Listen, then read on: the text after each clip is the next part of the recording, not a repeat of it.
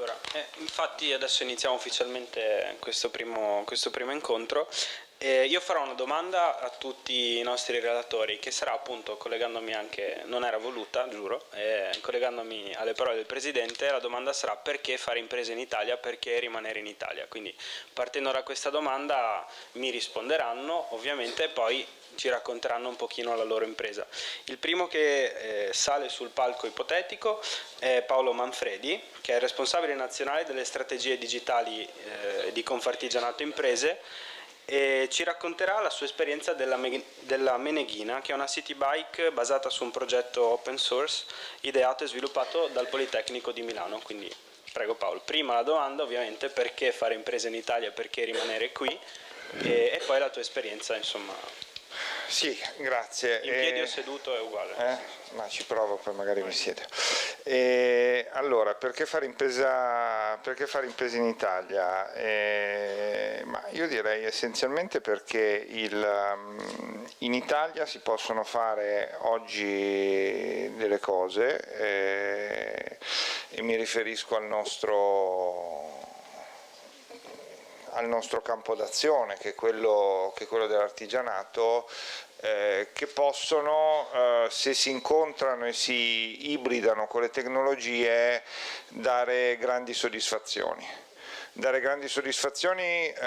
Personali, ma questo ovviamente è una questione oggettiva, ma dare anche grandi soddisfazioni in termini di possibilità di fare crescere un'impresa,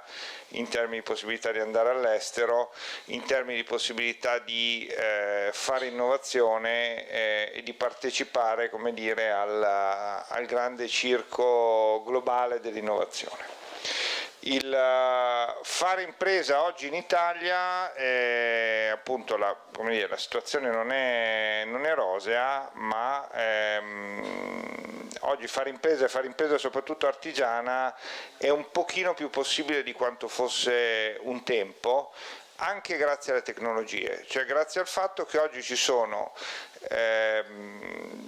tecnologie digitali che hanno, e ne ho avuto 5 minuti fa parlando con uno dei prossimi relatori un ulteriore esempio, che hanno un costo assai accessibile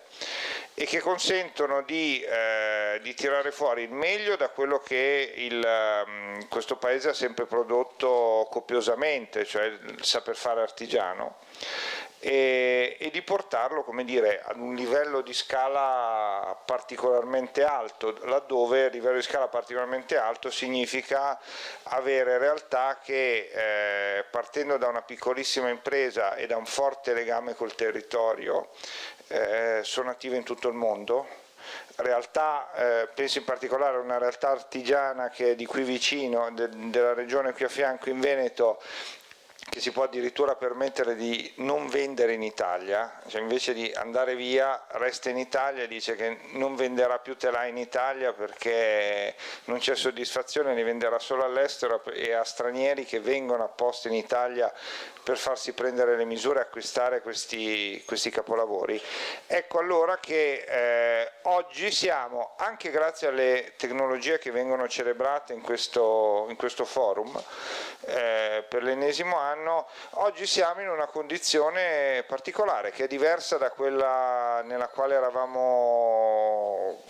10 anni fa. Cioè, 10 anni fa, come dire, l'artigiano aveva un campo d'azione molto ben delimitato, poteva fare cose di lusso, poteva essere un subfornitore, aveva un mercato definito, un campo d'azione delimitato. Il fatto che lui non crescesse dimensionalmente ne determinava per moltissimi versi il destino. Oggi fortunatamente, come dire, le tecnologie di rete e le tecnologie che aiutano la produzione mettono anche in discussione il dogma assoluto della dimensione d'impresa. Possiamo avere imprese che sono molto piccole e che sono assai internazionalizzate e che corrono molto veloce e che spesso sono più in grado di metabolizzare l'innovazione rispetto a imprese grandi che per cambiare un processo produttivo hanno bisogno di un sacco di tempo perché devono convincere un sacco di persone all'interno dell'organizzazione. Ecco che allora, come dire, Stefano Micelli aveva preconizzato il futuro artigiano, noi oggi siamo fortunatamente pienamente in un presente artigiano. Quello di cui parlo nei pochi minuti che mi rimangono prima che Luca Nardoni mi guardi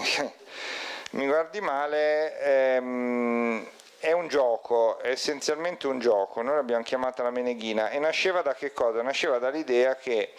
la bicicletta è uno di quegli oggetti, di quei settori che era stato dato per morto come prodotto artigiano, cioè tempo fa si diceva fare biciclette in Italia ha senso solo per pochissimi pezzi, pochissimi prodotti con un costo proibitivo. Stiamo invece testimoniando, ed è una delle cose su cui io sono più impegnato proprio per curiosità in questi mesi, stiamo testimoniando che su un settore come questo stanno convergendo, sta convergendo tutta la positività del Made in Italy, tutto il valore aggiunto che dà il fare le cose in Italia, un enorme livello di sapienza artigiana e la possibilità veramente, partendo da una piccola bottega, di andare in giro per il mondo. Ecco allora che la bicicletta, da appunto un oggetto un po' desueto, è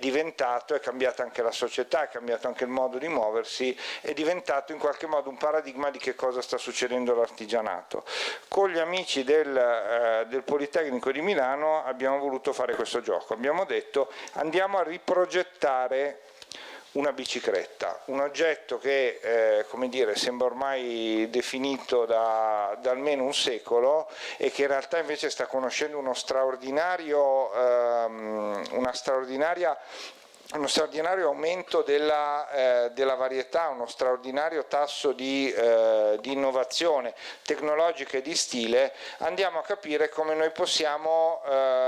in qualche modo mappare questo processo e come possiamo fare una cosa che va essenzialmente in due direzioni. Da un lato in quello che si chiama crowdcrafting, cioè l'idea che, ed è fondamentale, ed è forse l'idea più rivoluzionaria per gli artigiani, quella che, come dire, io lavoro veramente in rete, io sono parte di una rete, la mia bottega è parte di una rete, le mie competenze sono parte di una rete e io esisto e supero il differenziale dimensionale nella misura in cui sono in grado di mettermi in rete con altri. In questo caso abbiamo messo insieme artigiani della bicicletta e designer e gli abbiamo detto progettiamo una bicicletta per Milano. Il progetto è la bicicletta per Milano perché nasce per una mostra New Craft che è andata in scena alla Triennale di Milano da aprile a settembre e che ha voluto, curata da Stefano Micelli, che ha voluto celebrare esattamente il matrimonio tra artigianato e tecnologie e le meraviglie che possono arrivare dal matrimonio tra artigianato e tecnologie. Per cui abbiamo detto facciamo la bici di Milano, quello che vedete stilizzato è la pianta per Milano e facciamolo insieme al Politecnico, per cui abbiamo artigiani della bicicletta, designer, fornitori di soluzioni, Columbus, e fornitori di tecnologie nel caso di Zeus. Ovviamente Milano è una delle città che grazie anche al bike sharing, di nuovo tutto questo sta succedendo non solo perché ci sono delle tecnologie che si possono utilizzare, ma perché questa famiglia di tecnologie sta cambiando anche la percezione dei consumatori e dei cittadini, in questo caso orientandolo ad esempio verso una mobilità diversa. Queste sono le parole. Il secondo grande tema di questa scommessa che è stata la Meneghina era l'open source. Facciamo un progetto di innovazione che mettiamo a disposizione di altri artigiani, di altri telaisti che vorranno prenderlo, vorranno metterlo all'interno della propria produzione e vorranno magari migliorarlo. Ovviamente si tratta di un prototipo, c'è ancora moltissima strada da fare e c'è grande disponibilità verso chi vuole compiere questa strada. È una strada interessante che era impensabile prima di queste tecnologie, perché consente ad esempio di superare la contraddizione tra, come dire, tra dove e chi genera l'innovazione e gli artigiani. Io posso pensare di avere dei designer, dei centri di ricerca che sviluppano cose anche molto innovative, anche molto capital intensive in termini di materiali e di soluzioni, e posso pensare però di avere sul territorio dei terminali produttivi che prendono questa innovazione e la fanno diventare prodotto migliorandola, perché l'artigiano, come dire, non copia, quasi sempre migliora. Ecco allora che io ho a disposizione uno strumento che, se usato bene, è un boost grandissimo per le imprese, perché vuol dire che si partecipa di progetti di innovazione in reti molto molto lunghe. Ovviamente, come dire, mettendo insieme telaisti e designer abbiamo avuto lunghe e sfiancanti sezioni su come sarebbe dovuta essere la bici, che doveva avere da un lato un côté tradizionale, per cui doveva richiamare delle biciclette non casuali, ma delle biciclette che avessero in qualche modo una storia con Milano. Qui l'eroica di Bianchi, non è citata l'Umberto Dei, che era una mitica officina di produzione di biciclette, e dall'altro lato dovessero rispondere, e qui entrava il designer, a delle esigenze funzionali, per cui una bicicletta che fosse solida, che fosse urbana, che fosse pensata per una città che non è Valencia, ma è una città in cui a volte piove, a volte fa freddo e c'è il pavé. Ecco allora che abbiamo costruito una bicicletta che ha i colori di Milano, lo stemma di Milano, ma questa è la parte meno interessante, ha delle soluzioni come quella dei copertoni per la città, ha un manubrio ergonomico con le manopole stampate in 3D. La stampa 3D è stata utilizzata per il manubrio, è stata utilizzata per i fanali, è stata utilizzata per una parte dello zaino portapacchi che è stato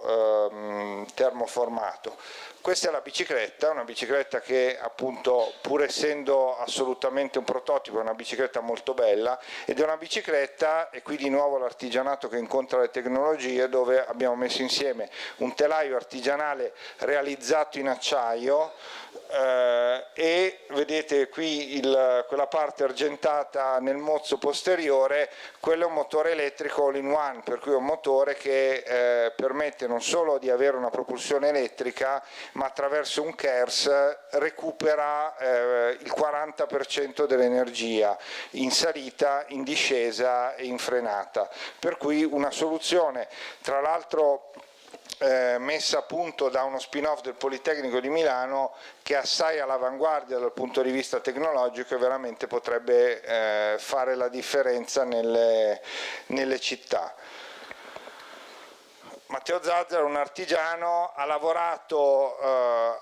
sulla bicicletta dentro Polifactory, che è il makerspace del Politecnico di Milano, e qui è stata assemblata. C'è anche una bellissima presentazione in time lapse. Questo è un particolare dello zaino che è stato anche questo progettato appositamente. Il progetto di nuovo sarà open source, e stiamo, per chi è interessato, anche cercando ulteriori sponsor per sviluppare le prossime tappe. Grazie. Grazie Paolo.